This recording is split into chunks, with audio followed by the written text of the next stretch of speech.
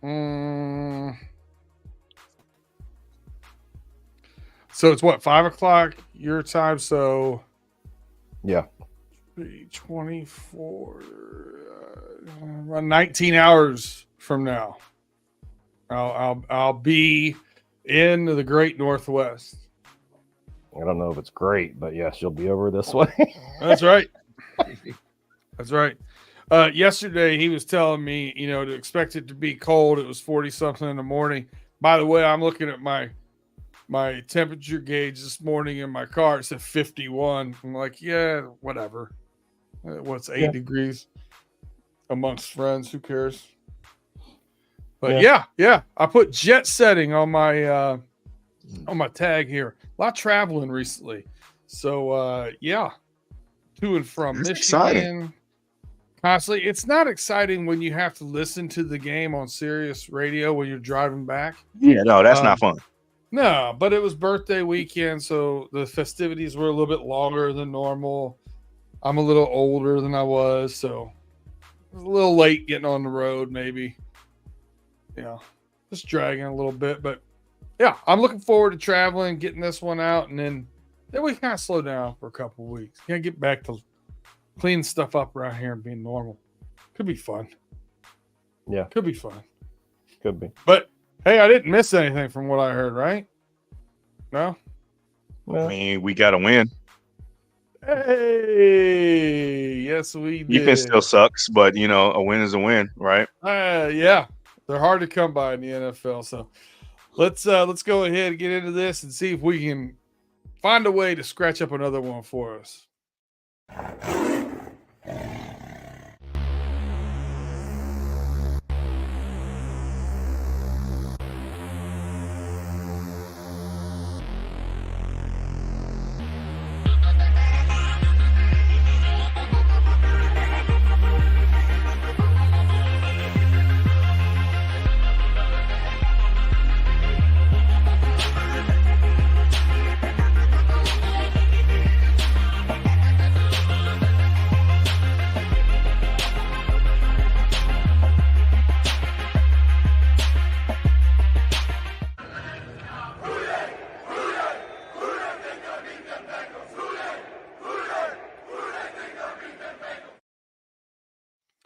Welcome to Running Through the Jungle. I am your host who is back, Brandon Herriott, with your host, Tim Lyons, and your host, Justin Lacey. What's going on, gentlemen? Shoot, man, we ready to get it rocking and rolling. Like I said in the opening intro, we actually got a win last week. And, just we'll see where this team goes. We just got to just stack the chips up and then just let's see what we can do this week. We got Ravens time coming in. We got the Ravens coming in town. Had to get off the schneid. You know what I mean? It's you got to start with one. Exactly. Tim, how you been doing? Good, man. Good. I'm, coming off that W. Justin and I had our roaring reactions, and it was a positive thing that we got a W, and our offense is looking good on that side of the ball, and defense is still MIA. Yeah. You guys let us know if you find them out there. While you're looking, go ahead and hit that like button, subscribe, get this notification, give us that thumbs up, share us, put us out there, send it to a friend, tell a friend to tell a friend. We appreciate you guys rocking with us every week. We run it through the jungle and all of our other podcasts that we have here on the channel. Keep growing every week, man. It's a pretty awesome thing to see when the numbers on Spotify and Apple podcasts especially, when you see up 700% for a week over the week before, like it's pretty awesome numbers. So we appreciate you guys rocking with us. Much ado to the fans that rock with us. So we have quite a bit, it's the NFL. There's always injury news. There's always things like that. But there is some things I thought were interesting. And there's some things I think that maybe could be good for us and things that could be maybe concerning for us. I do want to start with the big nothing burger, though. Are they just going to continue to put Joe Burrow on every week with a wrist injury and just let him full practice and then go out and throw for 325 yards? Is that the plan? I mean, it sounds like it could be just to kind of do a little bit of troll job from the organization standpoint, but I mean, by all accounts, it seems like that his wrist is healthy and ready to go, and his play has been showing the exact opposite, that he doesn't even really have a wrist injury. But for precautionary manners, just because it's not fully 100%, maybe according to Joe, he's just probably saying, "Look, you can just list it here just because, whatever. Just trying to do my due diligence." Well, I have a question though. So is Aaron Rodgers and Kirk Cousins on their injury list every week too because of the torn Achilles? Coming back from those injuries. Maybe it's something that maybe is required by the NFL or something. I don't know. I'm not sure. I kind of thought it was maybe, I was like Justin was saying, maybe it was a troll because, the phantom glove that he had over his wrist, and, Picking up did the he have water an bottle. injury? Yeah, did he have an injury? No, did he have an injury going into that Ravens game last year that was undisclosed? And I thought maybe because they actually, did an investigation on that. I thought maybe it was a little troll, like, you know what? Yeah, he's still dealing with something. We'll just put it on there so you guys leave us alone. Even though he's been a full practice, since training camp, basically. Obviously, listening to the game on the radio, I hear Trey Hendrickson goes out with a neck injury, and I'm worst case scenario in my car. Mm-hmm. Slight panic attack. To hear it's a stinger, those suck, but that's probably best news, best case scenario, right? Yeah. And limited practice today, which was great. The other limited practice I like hearing about was BJ Hill coming back from the hamstring. We've got to get some more of those defensive linemen in there for sure. I think Chris Jenkins getting full rep practice. Even though he's wearing that cast and the thumb's broken, just the more reps he's going to get used to playing with that, I think, are great. Miles Murphy, McKinley Jackson, both cleared. Do you expect more now out of the defensive line, especially with getting those guys back? It's promising, definitely is promising, and hopefully we'll have Sheldon Rankins back next week, hopefully. But yeah, it's promising. Well, it's yet to see, what kind of rush defense that they're going to bring, what kind of defense they're going to bring for us.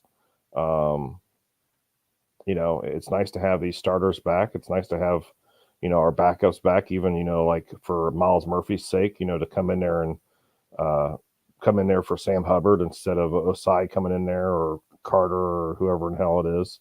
So it's promising from what I'm seeing. What do you think? I would have to agree.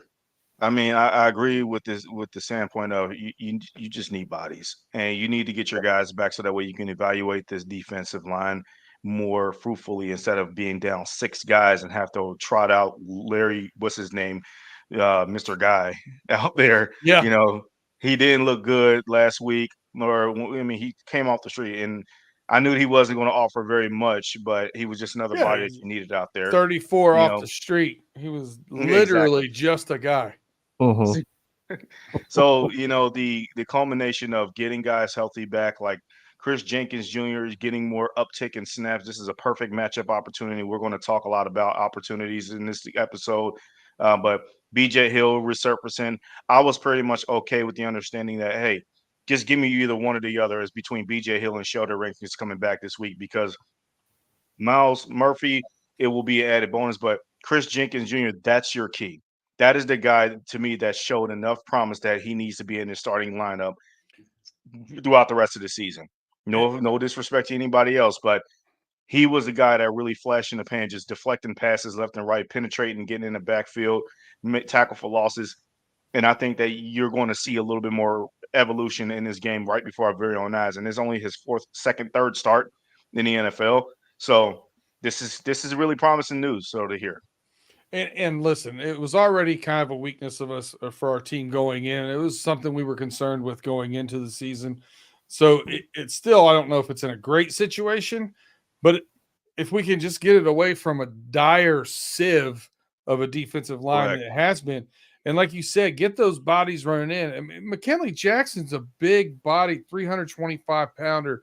Run him in and let him run a couple of plays to give someone a breather on first and second down. I mean, that could be huge. You don't think about not only the team struggles and having more bodies for that, but just the team getting gassed because of a lack of depth on that defensive line. I mean, it could really help us out. And man, do we need it more than ever right now. Now, Rankins has not practiced yet. Still to be continued to see if we get any. I mean, you'd like him to get some work tomorrow or something at least to see if he's got a chance to come back.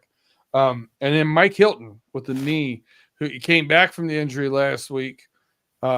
My guess would be, he's a 30-year-old player, probably not practicing to keep swelling off is my guess. It'll be interesting to see whether we see him out there or not. And I like him tackling, in that slot corner role. I think him containing and when those guys try to bounce the ball wide, I like having him out there. He does a good job tackling. So that could be missed if he doesn't play. Absolutely. And quite frankly, you got to take care of your veteran guys like Mike Hilton, like Trey Hendrickson, like Sam Hubbard, who actually played a little better this past game. I'm not going to discount that, even though I still think it's time to usher in the youth movement here. But at the end of the day, man, we just need this defense to just get on the verge and the level of just not being bad. And part of that is health.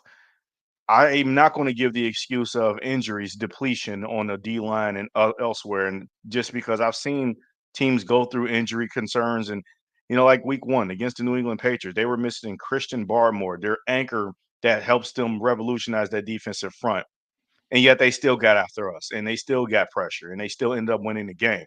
The same thing I can say about the Kansas City Chiefs and the Washington Commanders, who didn't have any pass rush. They had Deron Payne, and they also had Jonathan Allen. We talk a lot about them during the week leading up to the game and after the game.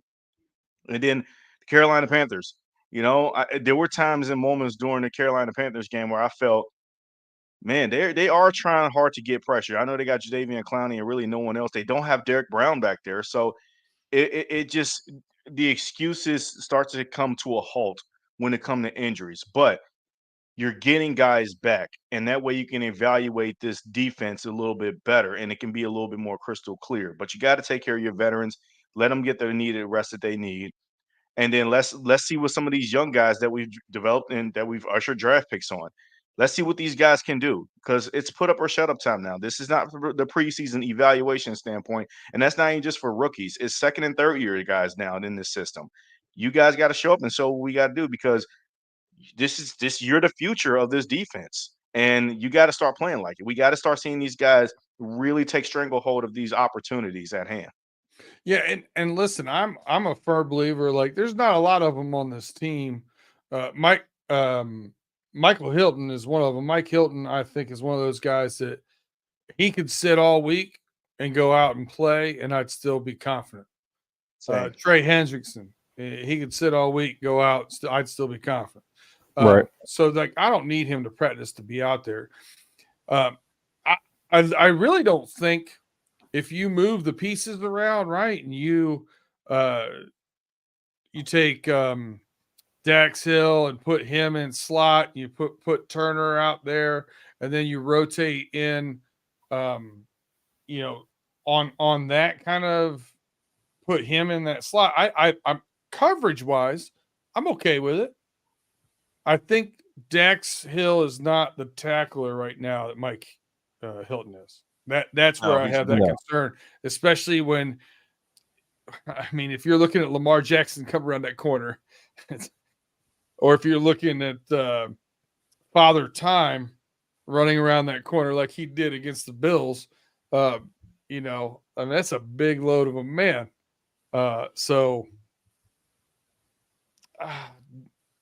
Dax Hill, I would rather have Mike Hilton tackling Derrick Henry than I would Dax Hill. That's what I would say at this point in his career, anyway. All right. Well, let's get into our matchup here, right? We got a little Ravens matchup coming up in Cincinnati. The Ravens just took care of business with the Bills. That's the best they've looked all year by far. Yeah. Right. And we finally got off the schneid. So, I mean, I'm pretty sure where we go with matchup concerns here with the Ravens, it's going to be pretty simple. We're probably going to be a lot of in tune here. We'll see if we have any nuance around it. But Tim, I'll start with you. What's your Ravens matchup concern, man? Of course, it's going to be Lamar Jackson and his, scrambling effect that he does, and then, you know, with the combination of him and Derrick Henry, you know, like I said it before, and I'll say it again, the Bengals defense has a hard time dealing with these scrambling, improvising quarterbacks, such as like we had Jacoby Brissett week 1, we had Patrick Mahomes week 2, we had Jaden Daniels week 3. Now here we are with Lamar Jackson, first meeting of 2024 with Lamar Jackson and the Baltimore Ravens. So, they have Derrick Henry. They're using him really well. He's running the ball like a madman. He almost had 200. He had 199 yards against the Bills. Derrick Henry made those guys look like children on the field. And Derrick Henry will do that to you. But in times past, the Bengals, they've played not bad against Derrick Henry when he was with the Titans. Now he's with the Baltimore Ravens. They're going to be disguising and option plays and all this other stuff with Lamar. So, like my biggest concern is our run defense and tackling. If we do if we do not play a good run defense and actually tackle these guys, it's gonna be an interesting Sunday. That's fair, Justin. Your biggest concerns? Obviously, the run defense is a major concern, but here's my matchup nightmare, and it features the Bengals secondary more than anything. I think Isaiah Likely has a chance to go out there and just be a matchup problem for anybody in the secondary. I do not know what this Bengals safety tandem is going to look like this upcoming week. I think that the combination of Von Bell and Geno Stone has not worked. Both of them have shown that they are very weak when it comes to coverage. Yes, I understand that Von Bell got an interception against the Panthers, but that was a tipped ball that Trey Hendrickson got for him. So I don't really count that interception as Von Bell's. It was more Trey Hendrickson's. And Geno Stone has just not worked out as safety since we signed him. And the coverage of Cam Taylor-Britt now is a legitimate concern after what I saw against him. Andy Dalton was picking on him every chance that he got. And then Dax Hill doesn't make you feel good about coverage opportunities neither, because on Monday night when we played against the Washington Commanders, Jaden Daniels just had a field day almost, it seems like, because of busted coverage and miscommunication assignments left and right. And Dax Hill continues to miss tackles. So that's my matchup nightmare that I continually bring forth to the table. Even though I understand that the obvious concern would be the Bengals' run defense, I think that I don't want to fall into that trap with this one, because I think that with guys getting healthy and returning, the channeling up of guys like Chris Jenkins Jr., you do have a chance to see them surprise. And historically, they've played really well against Derrick Henry, and they have neutralized Lamar Jackson and understand what his tendencies are, even though they haven't successfully won against him all the time. The concern is just the secondary for me now. And I think that overall, the defense does have a chance to surprise people this week. They are divisional foes. They know each other really well. But at the end of the day, you're getting performance out of people that feels like that they haven't even seen, a Lamar Jackson before. And that's what's disappointing to me. And I think that that's the number one concern that I wanted to illustrate and highlight first and foremost. Yeah, we talked a couple weeks ago about it looking like the secondary was a step slow. Bell looked like he was lost a step since he was here with us last, and in coverage specifically, those guys can definitely come up in the box and tackle, especially Bell. I think Bell can. Geno Stone, I don't think he's too young. I don't think he falls off that big from his production last year to this year. That could be fitting in and things going on around scheme wise. So I give him a little bit more leniency. But listen, I think we have some good young talent back there with Jordan Battle, Dejon Anthony, Tyson Anderson was playing great last year before he got hurt in the preseason, right? So I think we have some good young talent out there. Where could we see some more of those safeties pulled in and have a bigger impact on the game? I think Dejon Anthony against the Chiefs was in there and made that penalty on that pass interference because they needed, on a 4th and 17 or 12, whatever it was, they needed somebody with more athleticism to guard those guys, and I think they knew that. Yeah, I think that's why I was out there. So it'd be interesting to see if you see some more of those guys out there with some more of the athleticism. Now, all that said, listen, Isaiah Likely, I think, is a nice piece. He had a huge first game, but in the last 2 games for the Ravens, he's caught 1 ball each game. Mm-hmm. Could that change against it? Matchup wise, I could see, obviously, maybe it does go back to week 1 and they try to feed him the ball a lot.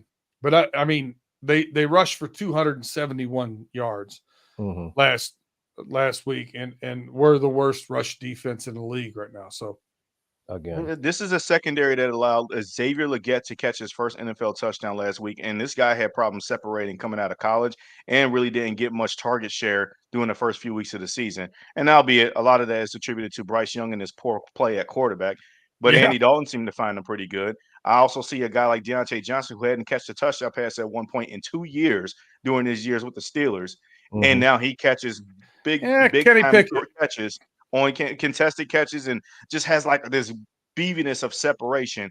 My worry is while we were so excited for the Geno Stone signing, it seemed like that he's turning into the Irv Smith version of safeties. And that's the part that I'll concern myself with. I'll give him some rope in the hope that he'll get a chance to just to neutralize and fix it. And it might just be conducive of the scheme itself, because I haven't been high on Lou Anarumo this year either, coming off of last year's piss poor performance of what the defense showed. But this was a new year. You wanted new pieces. Let's see how these things work in hand with each other. But I also don't want to ignore the fact that, well, they actually been played in pretty good in coverage the first couple of weeks. But this last couple of weeks, it just hasn't worked out. Week 3, week 4, more specifically. And that's just my worry, because while everybody is thinking about Lamar and Derrick Henry and their rushing ability to dual threat combination with that, the fear is Lamar can get on a roll and start passing the ball over the top of the secondary too. If Andy Dalton can do it, I know Lamar Jackson can do it. Even if he is throwing to guys like Nelson Aguilar and Rashad Bateman and Zay Flowers, it doesn't matter. We've had guys, we had those exact same guys had big game against this defense just last year, and it almost just seems like that the opportunity for history to repeat itself from a year ago could happen this upcoming Sunday when I think about just this secondary for the time being. But I'm hoping that I hope that they get better. So I think these plays are twofold. I'm going to go with two things here. One, obviously a little bit, it's chapped your ass a little bit with those big plays. But they only gave up 220 yards passing versus 155 last week on the ground. They gave 100 yards rushing to Chuba Hubbard. I look at it this way too. When they're running for 155 yards, it's more and more often you're going to see those guys creep down in the box too, right, and try to help out with the run. So, how much of that is somebody gets a step back because it's a play action fake and they take 2 steps forward? I see that a lot on our defense right now. That's a legitimate concern. But I think everything stems from not being able to control that line of scrimmage. And then it spider webs out from there. That said, we're a step slow right now at safety. That needs to be remedied somehow. You're 100% right there. So, negative Nancy out of the walls now. Let's go with opportunities. Justin, I'll run it back to you first. What opportunities do you see that the Bengals might be able to take advantage of here in this Ravens matchup? All right, so I got 4 opportunities that I want to highlight and illustrate. Hey, you got to save some for us, though, man. You know that, right? No, for sure. I'll give you that. I'll let you guys go into the in-depth coverage of most of the stuff that we're going to talk about. I won't give it all the sauce, okay? But I want to illustrate the 4. This Bengals offense is performing on nuclear levels so far. And you feel like that they really hadn't hit their ceiling just yet. It almost feels like that they're just getting started. My first two opportunities are strictly basically offensive based, and it's Eric All and Chase Brown. You got to exploit those matchup opportunities. Chase Brown is just, we saw it this past Sunday when he finally got more carries than just a couple. He's really fast and he has really quick decision making where he just, soon as he get the ball and he hits the rock and he hits the hole, he can make decisions fast to jump cut or just jump outside and then just skirt past defenders even to get a first down. I understand that he's younger and you put Zach Moss in more so for the veteran presence and stuff, or game situational football. Like when he got a first down, Zach Moss stayed in bounds and kneeled so that way he can keep the clock running. Where on another run, Zach Moss actually went out of bounds after he got the first down when we were coming down and just milking the clock away and stuff. I get all of that. But Chase Brown needs the ball. And I think that he is the perfect candidate against this Baltimore Ravens front, knowing that you have a good offensive line now. Let's say that one more time. The Bengals have a good offensive line now. Okay. I understand Cordell Volkerson is still there in that lineup, but you can take advantage of their defensive front, even with guys like Nnamdi Madubuike, formerly Justin Madubuike, and Adafe Owe and Trevor Jones, or I'm sorry, Travis Jones, even though they got big bodies on that D line, your O line is good to match up with those guys. And Chase Brown is so quick that he can outrun guys like the Roquan Smiths of the world and the Kyle Hamiltons of the world if you play it correctly in his 12 personnel. And Eric All is just a monsoon of a blocker. I love what I'm seeing from this kid. And I think that it's one of those situations where it is going to happen to where he's going to be a focal point of a game and he's going to start getting in the opportunities in the red zone and start scoring alongside with guys like Jamar and T and Andre Yoshibas now. And then my other two is going to be on defense, more so the defensive line. You already heard me mention his name, Chris Jenkins Jr. He's ascended in his second game. Like what he's shown in his one game against the Panthers was so much more than what I've seen from any guys like J. Tufele or back when we had Josh Tupou. Chris Jenkins Jr. has shown that he is ready to start in this defense. And I think that you need to finally give him that opportunity and let the shackles off the loop and let it go. And then Miles Murphy, he's coming back from injury. I believe he's going to be playing this upcoming week. We'll see. He is practicing. He was just activated along with McKinley Jackson. But yeah, there you go. Chris Jenkins and Miles Murphy, along with Trey Hendrickson and maybe BJ Hill, that's your defensive line that you can truly feel good about. Obviously, they got to show up on and actually make the plays that they need to. But I think those are the four opportunities that can really, really change the dynamic and the focus point of this game. And that already includes guys like Joe Burrow, Jamar Chase, and T. Higgins already being the core aspect, and Trey Hendrickson of being able to take over and dominate the game and keep you in the game as well, too. Yeah, I listen. The offensive line woes have been sporadic for the Ravens, and John Harbaugh said those exact words. So that could definitely be an opportunity for sure. Our defensive line, whether it's Trey Hendrickson or Chris Jenkins or somebody getting pushed there, that would be great. That would be great. Right. Now, watching on Monday night, I was when I was back home. Right, I'm watching the Lions Seahawks game. And it's something that we've talked about on this show several times. Aiden Hutchinson, I never knew where that guy was going to be lined up when they broke the huddle. What? Yeah. Why don't we run more motion? Why don't we line up people in different spots? Why are we so vanilla? I can't stand it. Right. Anyway, Double A, what's going on, man? We doing good. Thank you for being up in here today. Appreciate you rocking with us as normal. Yeah, he also glad McKinley Jackson is back for sure. We need some spelling out there for those guys, those big uglies on that defensive line. Tim, throw it over to you. Same thing. Matchup opportunities in this matchup against the Baltimore Ravens. What do you got? I'm not going to say this week. I'm not going to say that our wide receiver matchup versus the Ravens defense, secondary and their corners and stuff, because they actually are playing pretty well. They shut down.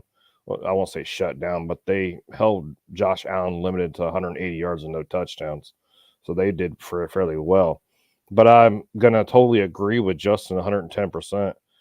We have to keep that 12 personnel in there, mix up the run game, run the ball 30 times if we can, run that clock. You know, Joe Burrow said on his that's the only thing that I saw today was during his press conference was, he's got to play pretty perfect. He's got to play perfect for us to beat the Ravens because we know we have our soft spots in our defense. We know the run defense isn't good.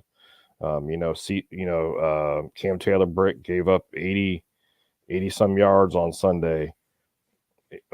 They know what our soft spots are, but but I do agree with Justin 110%. That run game, we have to keep it, 12-man personnel. We got to be putting, hopefully they mix it up a lot because every time Eric Hall went into motion, I knew they were running the ball. I knew it every single time. So I hope the Ravens don't notice that. Here comes the wham block. Yeah. So, but I think if they keep mixing it up, and I still believe that Chase Brown is, I still believe he's a number one. I just do. He's more explosive. As soon as he gets the handoff, he's explosive. He cuts in those holes, and our offensive line is what they say. Like I think it was like 19.5% in pressures. As of week 5 or week 4. I'm sorry, week 4. So we have a good offensive line. Our offensive line is playing well. With Amaris Mims got his first start last week. He played well. Everybody else played well. Volson gave up a holding penalty. Was it 2 holding penalties or 1? I can't remember what it was. But, as long as we mix up our play style on the offensive side of the ball, I think we'll be all right. Now, on the defensive play style, I agree with you, Brandon, 110%.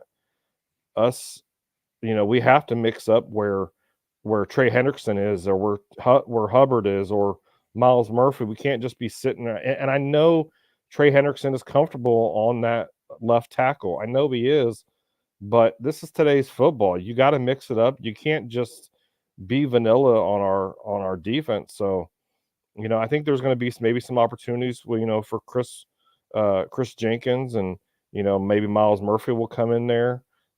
It's great to have our guys off of the IR and stuff back, and it's great to see. But yeah, I pretty much agree with everything Justin said. How about, I was looking through my notes here, running through the jungle last week. I picked Chase Brown to be player of the game. 80 yards and 2 tutties. I might have had a leg to stand on. Yeah, you were pretty close. You were 20 yards short, but you were a touchdown over. So I think that makes up for the 20 yards. So I think for my opportunities, we did, we got to do something. We got to muck up their defensive line a little bit, right? Make them uneasy about what we're doing, disguise some more packages. We keep saying it and we rarely see it. So I'd like to see more of it. I think Miles Murphy, Chris Jenkins, those guys, big key. But my biggest opportunity is this. And I'm going to preface this statement first. Josh Allen, and I've said this for 3 years, I don't trust him. He looks like the greatest quarterback in the world, but then just lays eggs out of nowhere. And I felt like we watched him lay an egg. Now, he laid an egg without turning the ball over as much as he has in the past, which is good. But at least you give him a chance to win the game when you do that. But I just don't trust him as much as I do. I don't think. Listen, I heard people on national media saying he was the best quarterback in the NFL right now. I saw, a lot of that narrative over the past couple of weeks, and then now what? That's done. Like, no one's saying that this week, right? When I look at elite quarterbacks, I look at the guys that can really throw the ball with accuracy, make good decisions, value the ball safety, and make plays. During the regular season, throw out the postseason, Dak Prescott's really good at that. Patrick Mahomes, top of the heap for me, right? I think Joe Burrow's right there. Now, the first two guys, the Ravens, have already played this year. And week one, Chiefs and Patrick Mahomes threw for 287 yards. And then they played the Cowboys, and Dak Prescott threw for 361. So while they looked okay last week against, Josh Allen doing Josh Allen, having one of those weird Josh Allen games. Listen, I think if this is a must-win situation, I expect Joe Burrow to come out there and have his best game of the season yet. So that's where I think our opportunities are. And I do agree with you on the Josh Allen bit, even though He's I'm had not those going to. weird games, don't he? He certainly does. I mean, he had one against us. I mean, so I do believe that he is going to rebound. I do think the Bills might be in a little bit of slot trouble here. They got the Texans coming up, but they were also due for a letdown. And the Ravens were the perfect trap game for the Buffalo Bills this past weekend, just because they were 3-0. They were feeling pretty good about that emotional dominating victory on Monday night against Jacksonville. DeMar Hamlin gets an interception for the first time on Monday night since the whole DeMar Hamlin situation that happened here in the jungle. And you just almost thought like that they were just ready just to run over everybody, but they didn't realize that Baltimore is not one of those teams that you can just immediately just check off as a W. You actually got to go play them all. And it's not a good recipe when you got to play the Ravens on primetime in M&T Bank Stadium. You're going to learn the hard way on that. And they certainly did. And I do believe that there is some little weird voodoo magic when it comes to playing teams like Baltimore and Pittsburgh in primetime at their stadiums. I just feel like that they're just ingrained to play better football. Whereas that might not naturally be the element of what you're going to get on a weekly regular basis. But however, I do think that this Ravens defense, while they have gone through some changes, defensive coordinator and whatnot, they've lost a lot of guys, but they're starting to find their footing a little bit. I'll say this, like the analogy I'm going to use here is I also put Lamar Jackson in this category. Lamar Jackson, Josh Allen, probably the two most exciting quarterbacks in the NFL, to be honest with you, for my money. But when they don't have their fastball, they have a hard time getting guys out, right? To use baseball analogy. If it ain't all clicking for them, they don't just find a way like, okay, I'm throwing the ball high, so I need to watch in breaking routes. I need to do more of this or more of that and adjust their games and use more of the mental side of the game and rely more on the run and check into better things. They'll do that. It's all about their physical attributes being so much better than everybody else. I'm going to make this play. And when they don't have the fastball, they have a hard time. So that's kind of a weird conundrum. When they do have the fastball, they're as hard to beat as anybody, without a doubt. So hey, listen, that's our matchup right now that we've been into. So we're going to take a quick break, and while we're doing that, go ahead and hit that thumbs up if you haven't yet. Like, subscribe, share us, tell a friend. Come on over here and watch what we got going on at Runnin Thru the Jungle. We appreciate you guys. And we'll be right back after a message from our sponsors.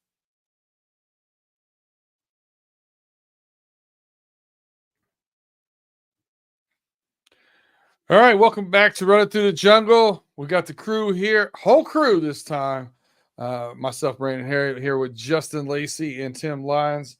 Gentlemen, we've talked about our opportunities here. Let's get into some predictions. We're going to go offensive game ball first. Tim, who you getting your offensive game ball when it's all said and done against the Ravens on Sunday? This is hard because it's against the Ravens. It's AFC North football. This is like, every time we play against another AFC North opponent, it's almost like the playoffs, almost, we'll say. It's a different type of football than it is the regular season. That being said, I think I'm going to say Joe Burrow. comes out there, probably 250 plus yards, a couple touchdowns. I just feel like Joe Burrow is just going to, keep going on this tread that he's going on for these last couple games. He's played great ball. Yeah, he had that one mistake due to communication against the Panthers when he threw that interception, but he's been really smart with the ball. I believe our offensive line is going to protect him because we do have a better offensive line, but it is the Ravens and they're going to be bringing these zero blitzes and stuff like that. So, but I'm going to say Joe Burrow's going to probably have a 250, maybe a couple touchdowns. I'll say Joe Burrow. All right. I dig Joe Burrow, of course. I just got done saying, good quarterbacks have done pretty well so far against the Ravens. Justin, offensive game ball prediction against the Ravens.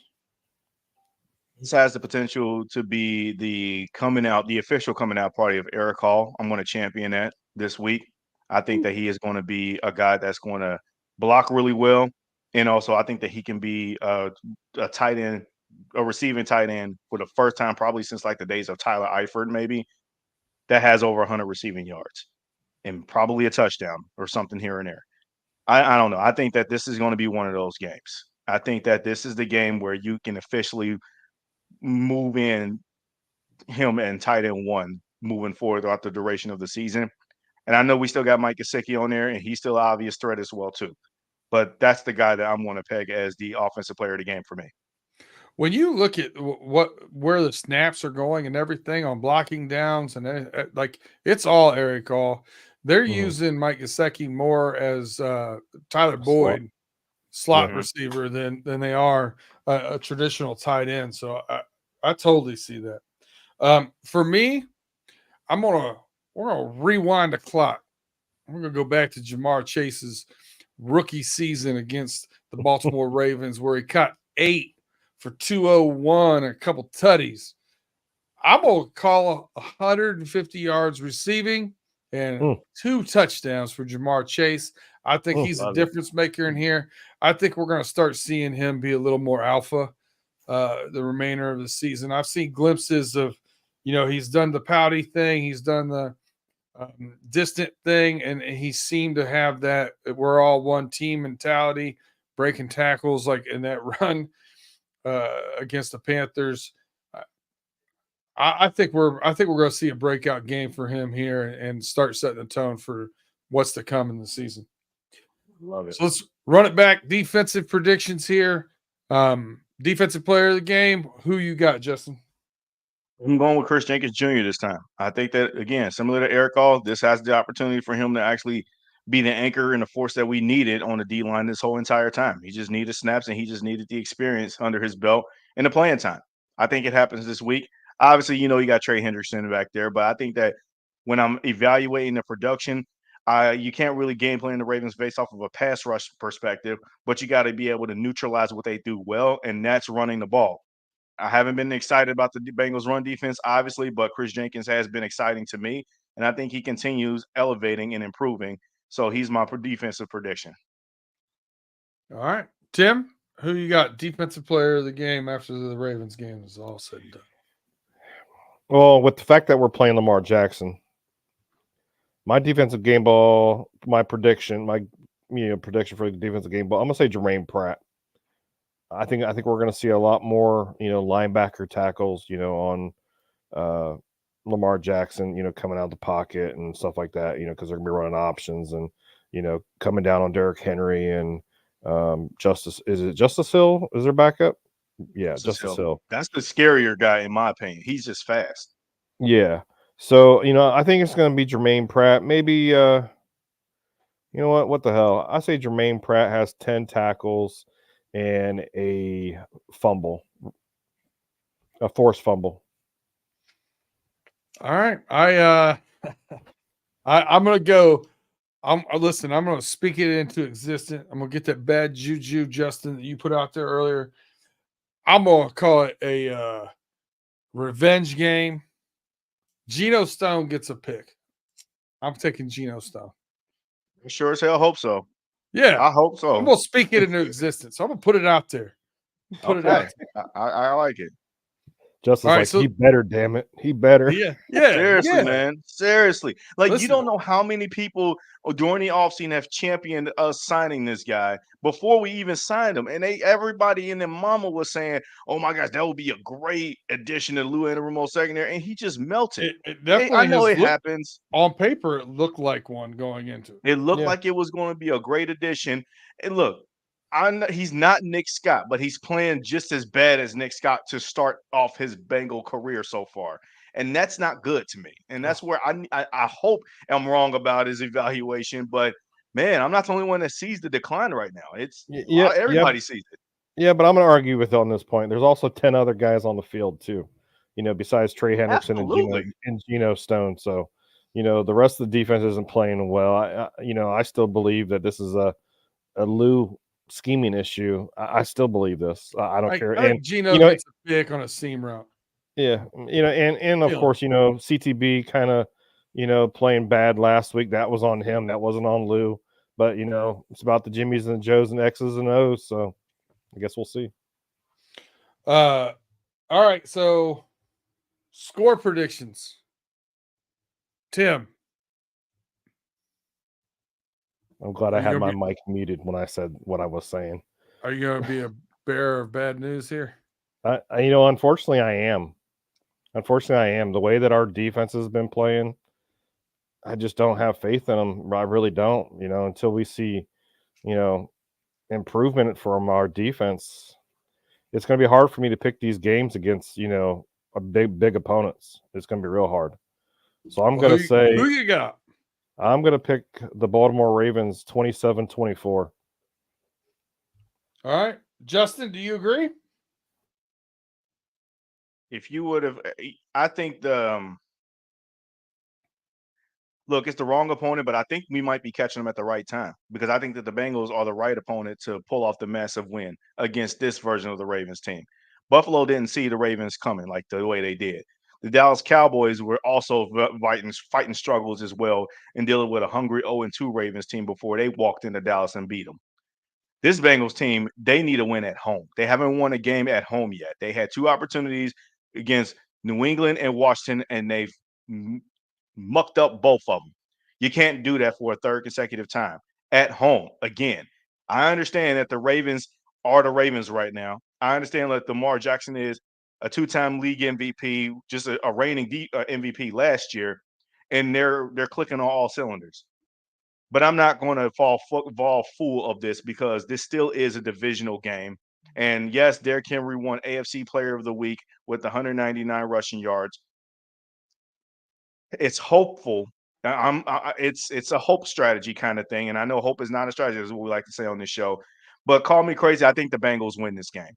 I think they win it in somewhat of a high-scoring affair. I think the score prediction for me is probably Bengals 31, Baltimore 30. It with the last game-winning touchdown throw by Burrow, probably 30 to 24 at first, but then Burrow throws the touchdown to win it in the end. And I think that the Bengals, even the score with the Ravens at 2-3 before going on the road at Sunday night against the Giants to a chance to go back to 500. So I don't have I'm not quite there on believing in this defense and defensive line specifically for me yet. They got to show me a little bit more. Chris Jenkins, I told you guys he was going to be a beast coming in. He's a beast. I wish he didn't have his thumb in a cast. I think he'd be even better. But, McKinley Jackson, Miles Murphy, those pieces start coming together. BJ Hill, do we get Rankins back in this week or next week? All right, okay. Maybe I'll see something in the future, but right now I still worry about it, and I'm in the same boat with Justin here as far as I think it's a high-scoring game. But I also think it's a chance for Joe Burrow to kind of make that statement like, I'm still here. I think he does it this game. I'm going to take the Bengals 37-31.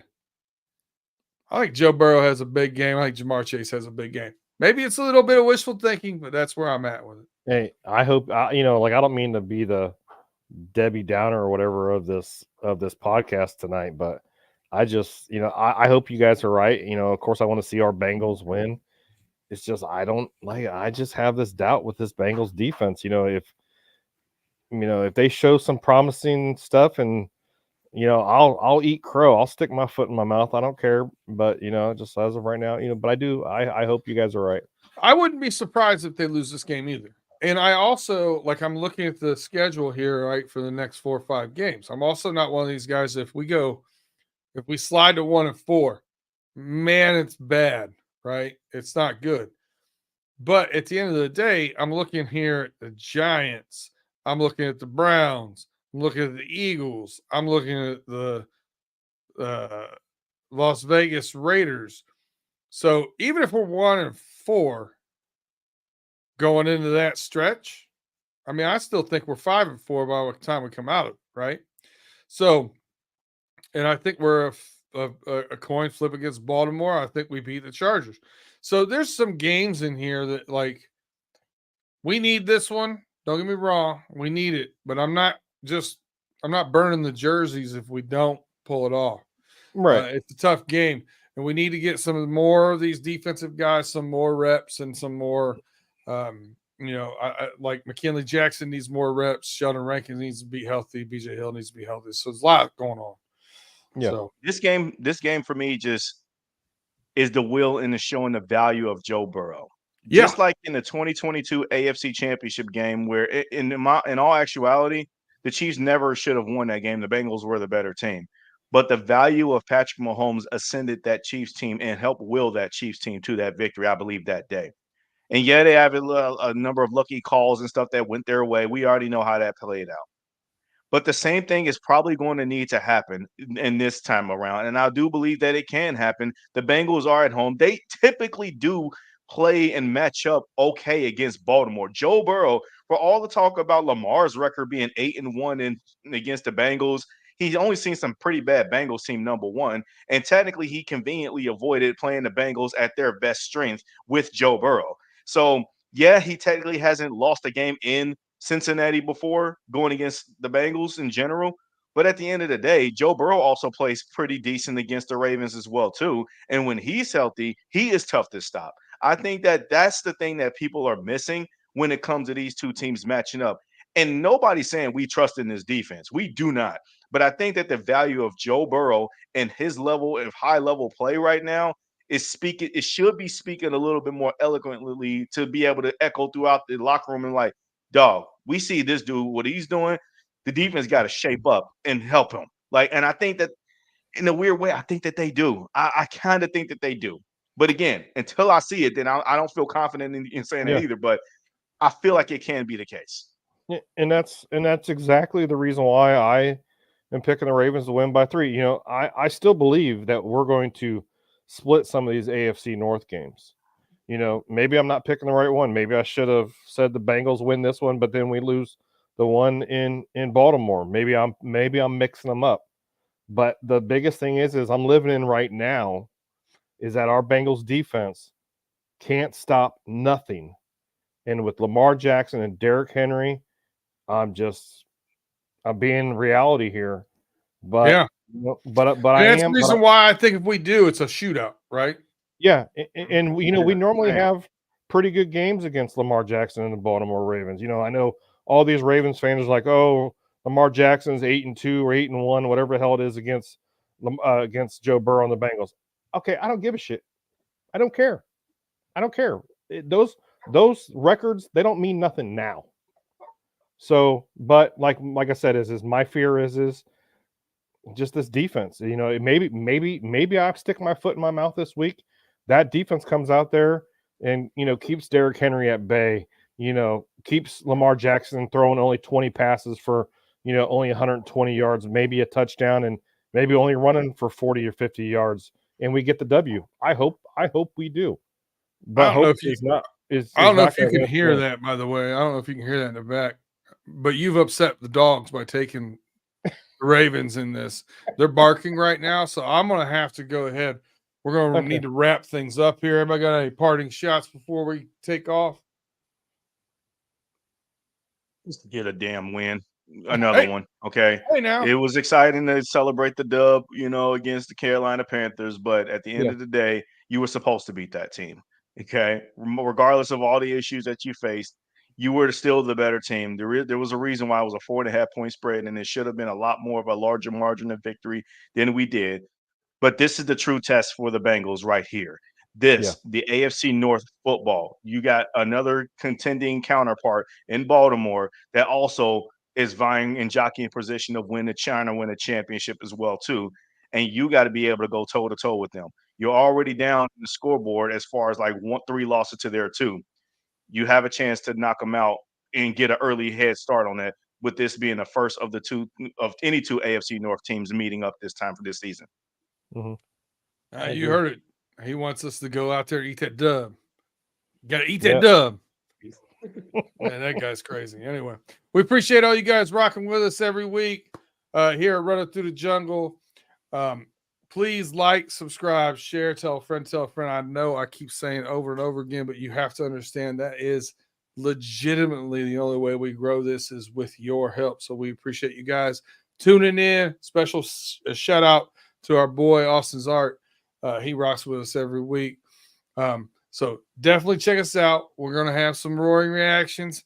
I'll be in Seattle. I don't know. Maybe we will. Maybe Tim and I will get on there. Not real sure how this is going to work. But regardless, we're going to do something. We're going to do something. Yeah, gonna enjoy myself over there. Looking forward to it. So thanks for rocking with us again. And we'll catch you next week as we are running through the jungle.